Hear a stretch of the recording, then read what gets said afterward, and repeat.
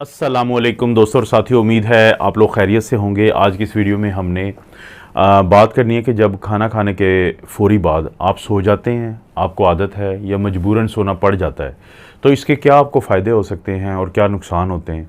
और अगर फ़र्ज़ करें आपने फ़ायदे लेने हैं तो किस किस्म का वो खाना है या किस किस्म की वो चीज़ है जो आप खाएंगे तो आपको फ़ायदा होगा। कि अगर आपको मजबूरी है कि रात को या जिस भी वक्त आप सोते हैं तो उससे पहले कुछ खाते हैं अगर आप। सबसे पहले अगर हम बात करें कि जब खाना खाने के बाद आप सो जाते हैं तो आपको इसके जो नुकसान होते हैं उनमें से आप यकीन नहीं करेंगे कि एक नुकसान होता है कि आपको ख्वाब ज़्यादा आते हैं, आपको ड्रीम ज़्यादा आते हैं और ख़ास तौर पे बुरे ख्वाब आते हैं। उसकी वजह क्या होती है? उसकी दो वजूहात होती हैं। एक वजह तो ये होती है कि जब आप खाना खा लेते हैं तो उसके फ़ौरी बाद आपकी जो आंतें हैं, जिनका काम उस वक़्त ये था कि वो सुकून से रहती, वहाँ पे कोई एक्शन ना हो रहा होता, वहाँ पे कोई एक्टिविटी ना होती, ताकि आपका ब्रेन अपने आप को, जब आप सोए हुए हैं, अपने आप को मुरम्मत करता, रिपेयर करता और बाकी जिस्म के हिस्से सुकून में रहते। लेकिन अब यहाँ पे एक नया काम शुरू हो जाता है। आप जब खाना खाते हैं तो उसके बाद आपकी आंतों के अंदर, मैदे के अंदर खाना जो है वो हज़म करने का अमल शुरू हो जाता है। और हमारे जिस्म का कोई ऐसा काम नहीं है कि जब वो एक्टिवली हो रहा हो तो उसमें हमारा दिमाग शामिल ना हो, एक्टिवली उसमें हिस्सा ना ले। तो दिमाग अब क्या करेगा कि बजाय इसके वो आपको सुकून की नींद दे, जिस दौरान वो आपकी मुख्तलिफ जो हिस्से हैं उनको मुरम्मत करे, वो आपके खाना हज़म करने के अमल में एक्टिव हो जाएगा। जब एक्टिव होगा, अब आप एक तरफ सोने की कोशिश कर रहे हैं, दूसरी तरफ आपका ब्रेन एक्टिव है और इस कशमकश में फिर आपकी जो गहरी नींद होती है तो वो बहुत मुतासर होती है और उसमें ख़ास तौर पर ख्वाब आते हैं और बुरे ख्वाब आते हैं। तो एक तो ये नुकसान होता है, ये वजह होती है। दूसरा, खाना जब हज़म हो रहा होता है तो इस पूरे प्रोसेस के दौरान हीट पैदा होती है आपके जिस्म के अंदर। वो जो हीट होती है, जब आपके जिस्म में हीट पैदा होगी ज़्यादा तो वो आपके ब्रेन को ज़्यादा एक्टिव रखेगी। वो भी वजह बनती है कि जिसकी वजह से आपका ब्रेन सोता नहीं है जो ज़रूरी होता है नींद के लिए, बल्कि फिर ख्वाब ज़्यादा आते हैं आपको। एक तो ये चीज़ होती है। दूसरा ये नुकसान होता है कि अगर आपने खाना खाया और उसके बाद सो गए तो आपकी जो क्वालिटी ऑफ स्लीप है, आपकी जो फ़ायदा होता है एक अच्छी नींद का, तो वो आपको नहीं आ सकती। एक तो मैं बता चुका हूँ कि आपका दिमाग जो है उस पूरे काम में हिस्सा लेता है, एक्टिव रहता है। और इसके अलावा भी बाज़ का हमारी खुराक के अंदर कोई ऐसी चीज़ें शामिल होती हैं, जैसे बाज़ का ज़्यादा मिठास वाली चीज़ें होती हैं, कार्बोहाइड्रेट वाली होती हैं, मीठी होती हैं। बाज़ लोग गलती करते हैं चॉकलेट वगैरह खा के सो जाते हैं।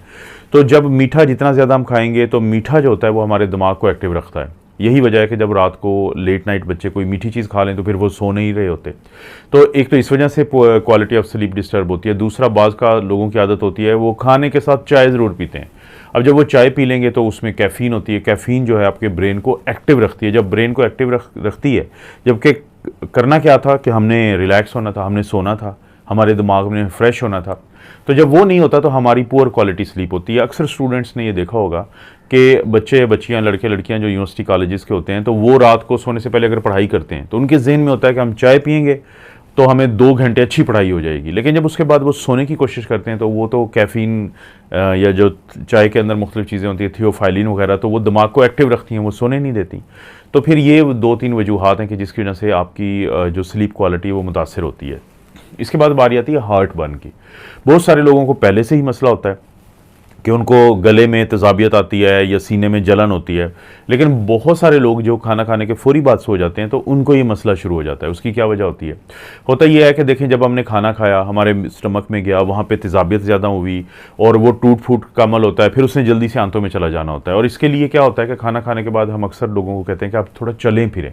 लेकिन जब आप सो जाते हैं तो आप लेट गए। जब आप लेट गए तो जाहिर है कि वो जो तेज़ाबियत है, वो खाना है, वो बजाय आगे जाने के वो पीछे की तरफ आता है, खुराक की नाली में और फिर गले के अंदर।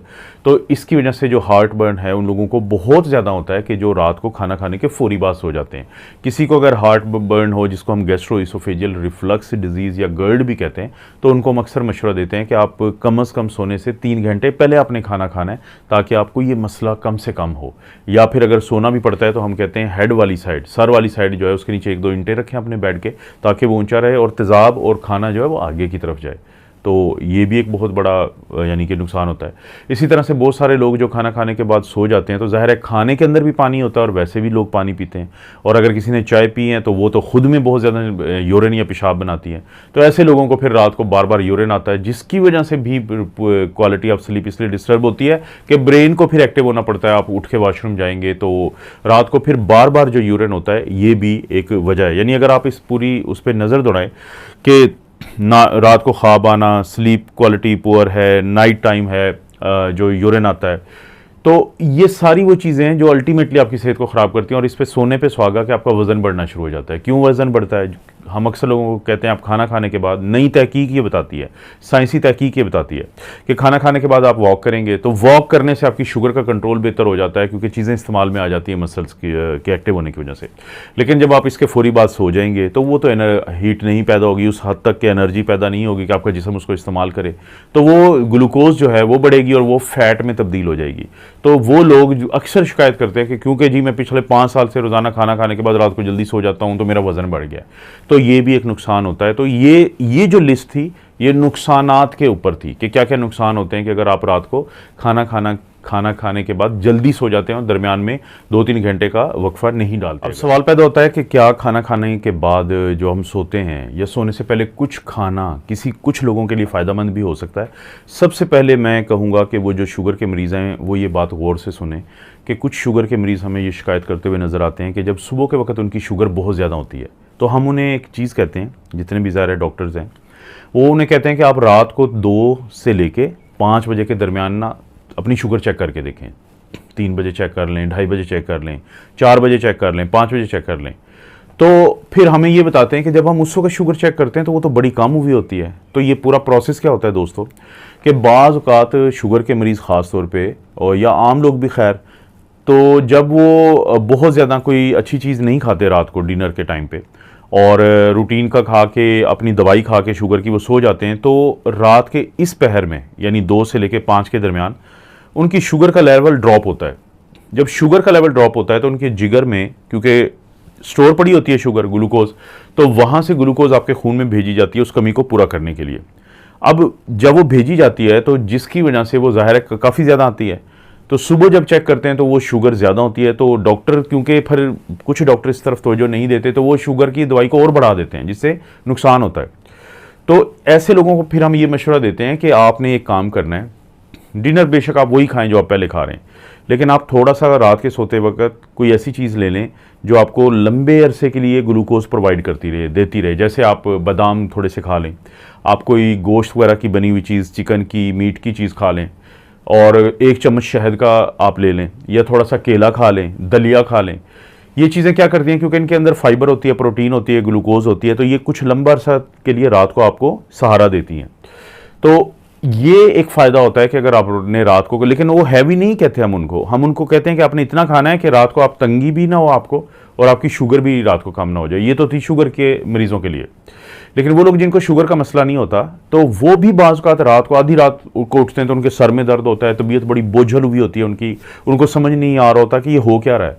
वो भी रात को कोई अच्छा खाना नहीं खा के सोते या कम खा के सोते हैं या क्वालिटी अच्छी नहीं होती।